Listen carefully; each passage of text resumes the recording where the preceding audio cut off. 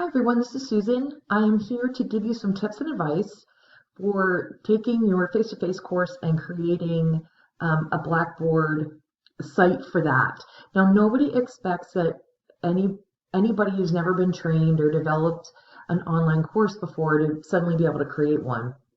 What we're simply doing here is we're setting up and we're using Blackboard as a resource to facilitate remote learning.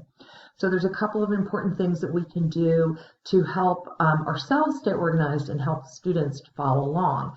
And so the first thing that we want to do is we want to create areas on our main menu. And the first one is obviously going to be for the syllabus. Now, this is Scott's course, and he let me use this as a demo. So in Scott's course, he has the syllabus and all of his resources loaded, and they're all in the same spot. So what we want to do is we want to just start creating and organizing the material. So first thing we're going to do is add a syllabus page. I'm just doing it right here. You can do syllabus and course information or syllabus, you can call it whatever you want. And then I'm going to drag that up here. Now, this means that there's no content in it, and this means that this means there's no content. The little line through it means it's hidden from students. So you can set things up and they don't have to see them, obviously. So the first thing I'm going to do is I'm going to put content in there. So I'm going to take the syllabus from this area and I'm going to move it to the syllabus page simply by choosing Move. And it's going to ask me where do I want to put it, and we'll give you the choices based on the areas that you could put it. So obviously we're going to put it in the syllabus. And now it's no longer here. It is here. I'm going to show the link. And let's just say I put my syllabus up and I'm like, oh no, I want to change it and I don't want anybody to see it, and simply go back and hide the link. Okay, and now I'm making it visible. And the syllabus is now on the syllabus page. Now, Scott has a lot of materials and resources that he uses, but because there are so many, we're going to put them into folders now, and this way we can organize the content. So I'm going to create, let's say I create a content folder for the resume. I'll call it Resume Resources.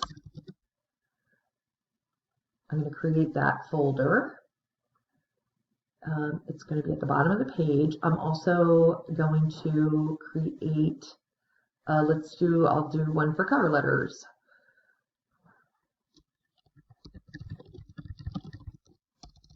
So we're going to have as many folders as we need to organize the material. Okay, so the first thing that I'm going to do, because those are going to be at the bottom of the page, I'm going to move the resume one up the page just so it can be near the resume resources that I'm copying, because it'll just be a little easier to follow. Okay. Okay, so if we look here, here we go. So what I'm going to do is I'm going to take all of these resources and I'm going to load them into the folder. I'm going to do that by moving. It's going to ask me, where do I want to go? So I've got to browse. And obviously I want to go here, Resume Resources. I'm going to just submit, and then I'm just going to keep doing that. I'm going to move this one. So it's a little bit of a tedious process, but it's pretty easy. And once you have it done, you'll have it done, and it actually is even maybe more convenient to have it set up this way, even for your face-to-face students. So that is the idea behind using the folders. Then what you can and then I'll show you the next step that you can do with that. All right, now let's say we are coming over here, and let's say it's week 1 and we are going to be remote. So let's set up our content areas. So we will do week 1. Okay. And then I'm going to set up, let's just say, I think it's a good idea that we probably prep maybe for 2 weeks. And look, anything that you're doing, on Blackboard to prep and be organized, can just provide organization for later. Okay, so we might end up having several weeks. We're not sure yet. You can just keep adding them as you go, and you don't have to make them visible, so you can have them kind of kind of ready to go, but not necessarily showing them all. So then what you can do maybe is just show the first week. Okay, so now what I want to do for the first week is I want to, let's say in the first week, I'm totally making this up, Scott is going to want to work on resumes with his students. So then what he can do is he can have an item and just have an introduction. And then he can just give some like written directions. Hi everyone, here we are. Hi class, this week we're going to work on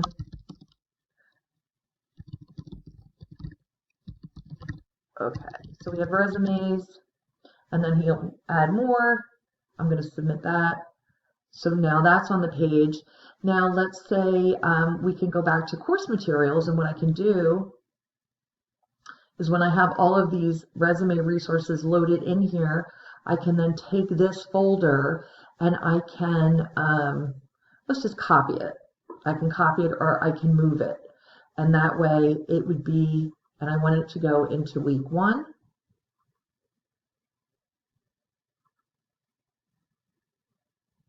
Okay, so now if we go back to week 1, now we have a little written intro, we have our resume resources. Let's say I might want to add an assignment. So the way that I can do that is I'm going to go to assessments. I'm going to add an assignment. I would name it we could do week 1 resume assignment. And then what you'll do here, you can just add in the directions. You can add in your points, making it 50. You can say submission details. You could give them a single attempt, or you can give them multiple attempts. It depends on if there's revisions or not. And then there's my assignment. I am going to stop this video here, and I will pick up in video 2, and I'll continue to show you how to set up your course by setting up your announcements page and setting up discussion boards.